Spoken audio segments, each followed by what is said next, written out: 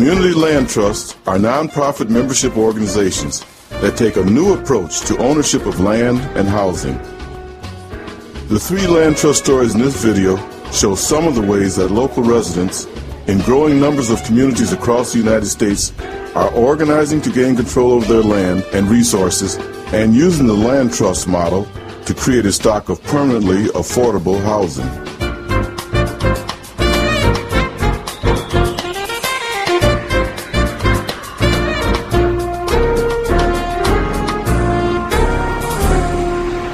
I was a single mother with 3 children at that time. I just gotten divorced.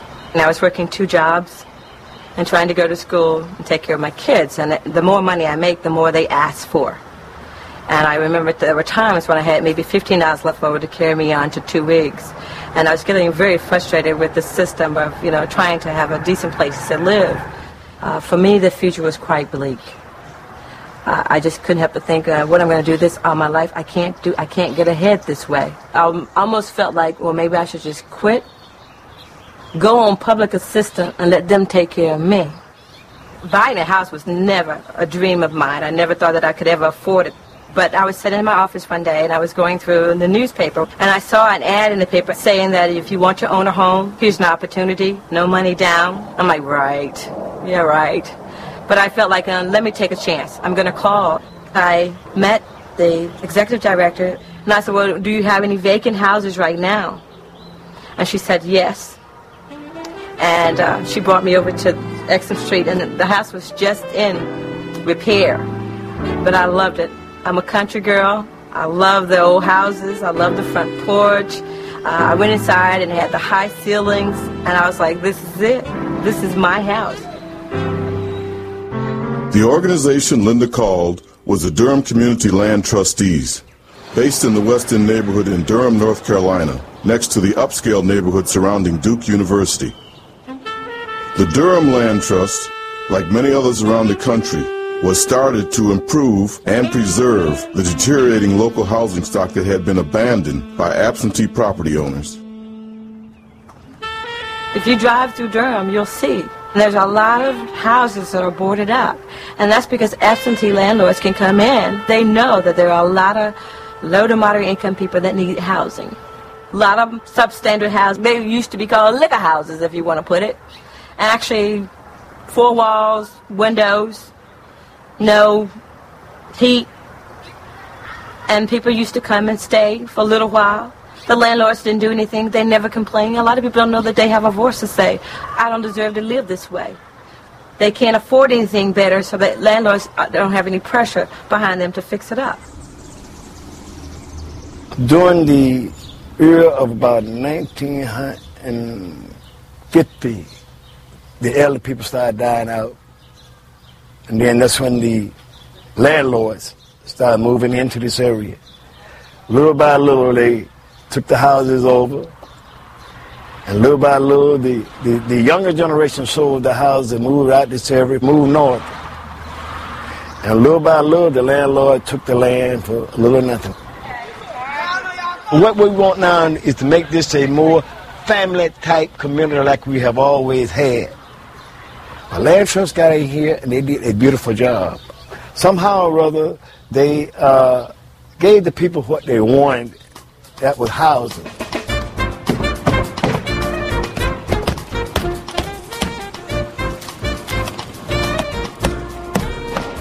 This is a typical Durham Community Land Trustee rehab. We've gutted it with volunteer efforts. We will take this house, and where there's tongue and groove wall, it'll be all new sheetrock, all new walls, new windows, new doors, fully insulated from the attic to the floors, actually blown into the walls. Everything will be new in terms of new fixtures, new kitchen, new doors. This will be back to regular height, and then the addition will be put back on the end. And after the resident selection process, we'll have a new resident move in for a home ownership opportunity. I rang the doorbell so I can hear how it sounds. Listen, listen. Wow. The house is great. Look at it. This is the living room. This is the kitchen.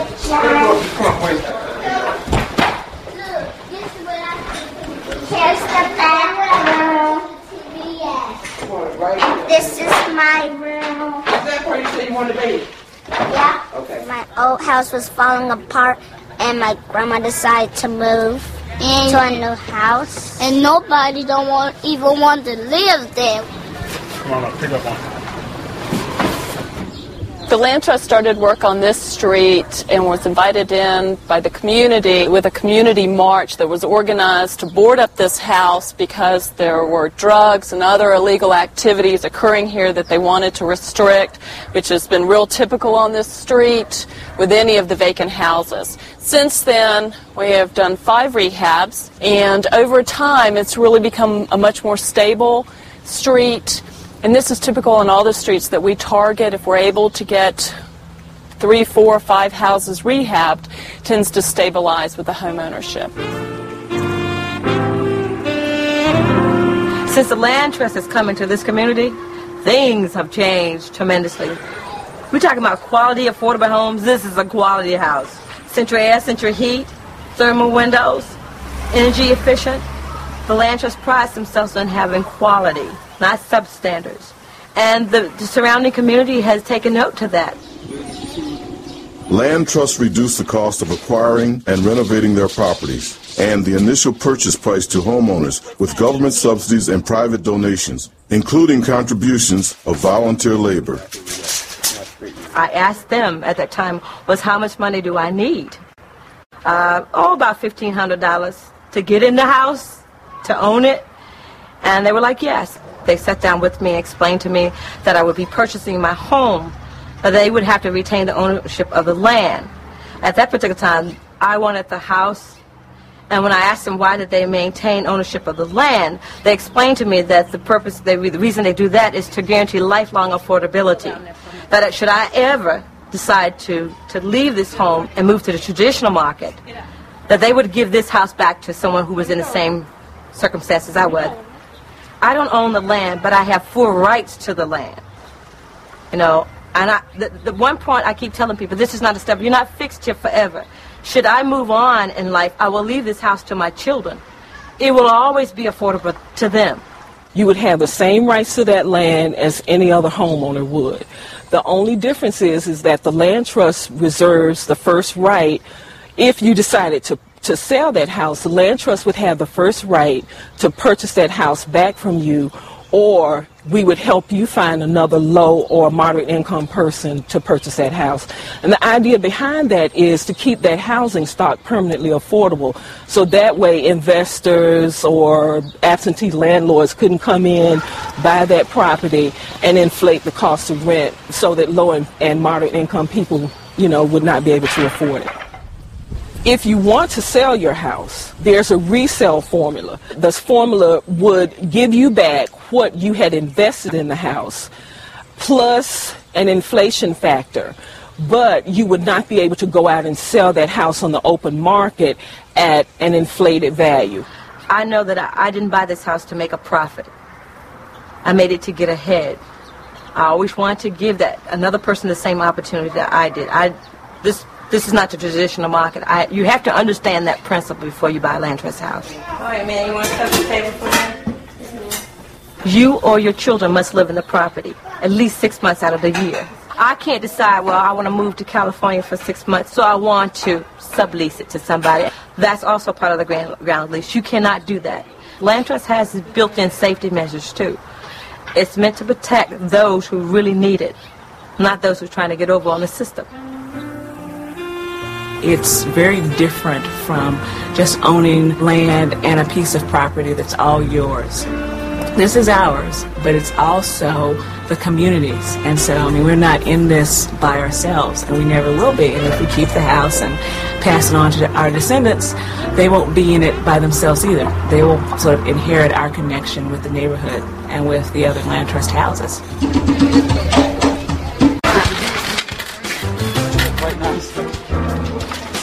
I am particularly proud of the effort that's taking place today. It's Make a Difference Day.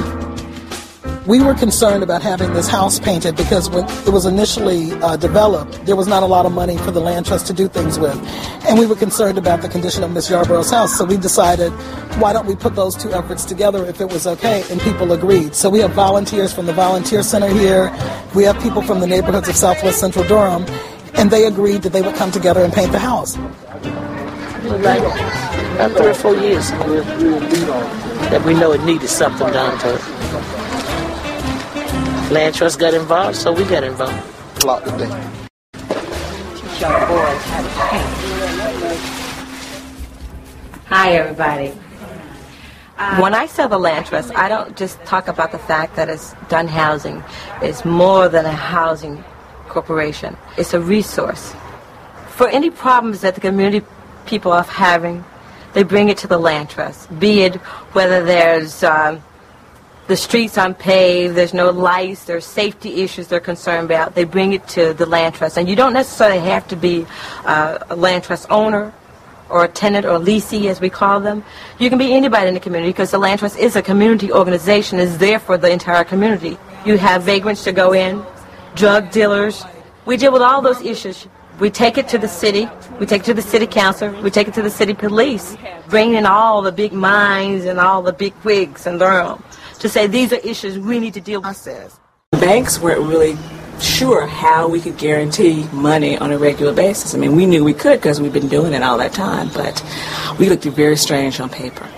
And the nice thing about the Land Trust was that they didn't really particularly care how we looked on paper.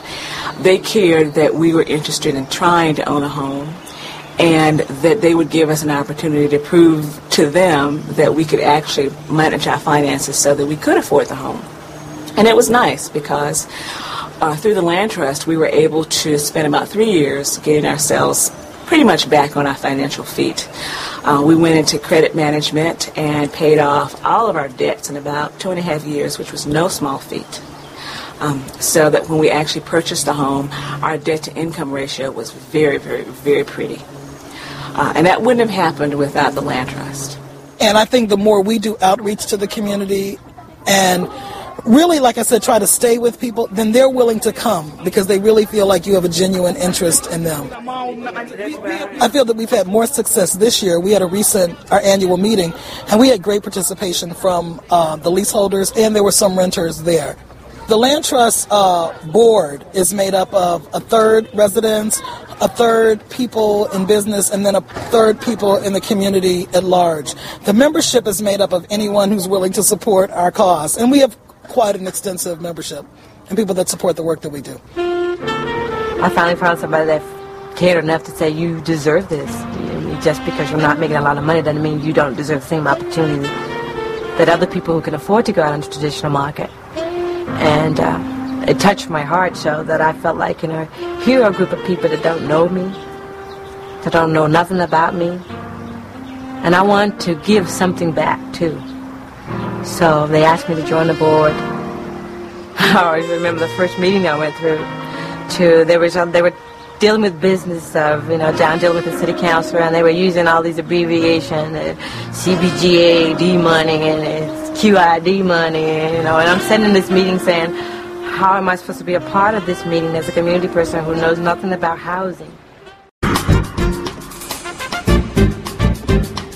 While the Sawmill residents are just getting their land trust off the ground, residents of Burlington, Vermont are seeing the impact of a land trust that has been around since 1983. One of the largest and most active in the country, the Burlington Community Land Trust has over 1,000 members today and was started with the enthusiastic support of a progressive city government that had just been elected, a government that was determined to find a long-term solution to the city's affordable housing crisis. It's a university town. We had a waterfront that was developing, and the low-income neighborhoods adjacent to the downtown were in need, a great need of revitalization. It was an old housing stock, but we wanted to be able to revitalize those neighborhoods and improve them without gentrifying them, in other words, without making them unaffordable to the people who lived there. Certainly at the federal level, there has been an incredible investment in affordable housing over the past couple of decades. The problem has been that the benefit of that investment has typically been very short-lived. And after a fairly short period of time, the money that the public has invested in housing has gone out the door in the pockets of an investor, a developer, or a landlord, or a first-time home buyer. By supporting the community land trust model, a number of things are done. One is the profit motive is taken out of housing. And I think particularly if there's a public investment in housing, I think we have to be very careful as to where that investment flows. And through the land trust model, that investment remains with the community, and the long-term affordability of that housing is guaranteed. There's now over 300 families living in land trust housing, and that really encompasses a lot of different kinds of housing. We have folks living all the way from in shelter. We have single-room occupancy. We have the very affordable rentals. We have housing cooperatives. We have affordable condominiums scattered throughout the city and county, affordable single-family homes. I'm real pleased that the Burlington Community Land Trust today is one of the largest, probably the second largest owner of residential property in the city. The Land Trust's first focus is the revitalization of Burlington's Old North End, an old working-class neighborhood, and we've concentrated on buying multifamily buildings and rehabbing them, repairing them, making the rents affordable through a variety of grants and financing, and then managing them. Over the years, the Land Trust has branched out from its initial role as a housing developer in the Old North End to include other kinds of community development, creating a neighborhood park, cleaning up and developing former dump sites and blighted properties, and providing homes to several nonprofit community facilities, including the Food Shelf, a meals program for the homeless, Vermont Legal Aid, and the Technology Center, which provides free and affordable computer training for local residents. These agencies either rent facilities from the Land Trust or own their own buildings on land leased from the Land Trust.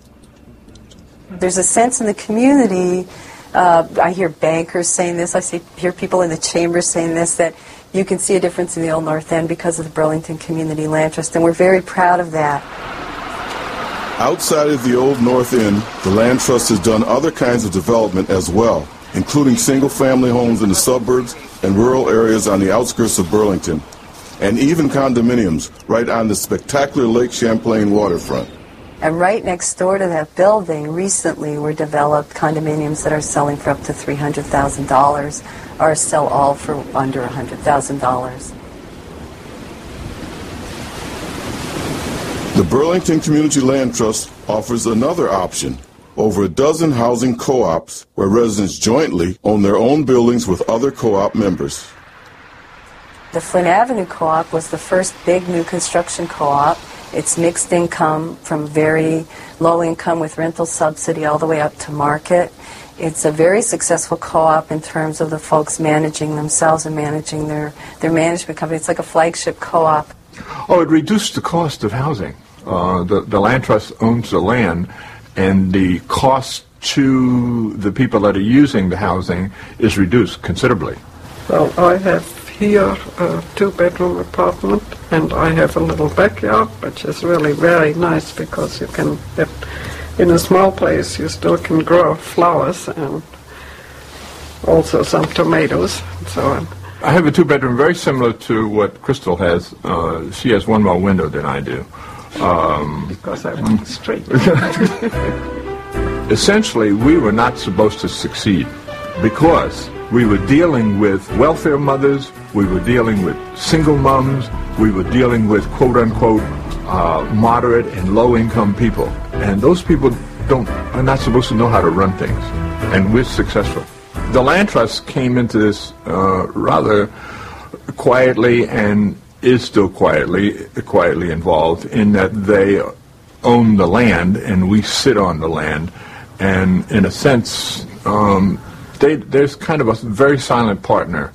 And they watch out and look at us and don't let us get too foolish and that kind of stuff. And that's a help. Another co-op the Land Trust developed is the Rose Street Artist Co-op, which is located in what used to be the National Biscuit Company. The first of its kind in Vermont, the former bakery now provides live-work space for 12 very low-income artists. For the first time, I've been able to combine my living and my workspace in one, and I really love not commuting. Because what I do is so independent and so alone, it's nice to know that there is community around me, and it's something that I was lacking. For some low-income residents, buying into a land trust co-op can be the first step into home ownership. It gives them an economic boost so that later they can buy a single-family home through the land trust as well. Today, the land trust is developing a new co-op right across from City Hall, restoring the old Hotel Vermont into a mixed development that will have very high-priced condominiums on the corner and 27 units of affordable cooperative housing in the center of the block. We hope by having a cooperative right in downtown, in the downtown of Vermont's biggest city, that we can better show off the model to spread it around the state. We've supported the land trust in a number of ways. Initially, we gave a seed grant of a couple $100,000 for the land trust. We've invested our employees' retirement funds in the land trust. We've targeted the land trust as the primary recipient of federal monies that flow through the city. We have worked in partnership with the land trust to secure monies from the state's Housing Conservation Trust Fund. We've also have taxed our residents. They have agreed to tax themselves. There's a penny on the tax rate in this city which supports affordable housing initiative, and much of that money flows through the land trust. We're old enough to have had a number of resales, and we've seen it really work. I think this is the most elegant contribution that the Community Land Trust makes to affordable housing, and most unique. The second time around, we don't need any additional government subsidy, and we typically serve a lower-income family. We're doing that at the same time that the seller is taking equity with them, and has, of course, in that interim period, had all the tax benefits and all the security that homeownership offers.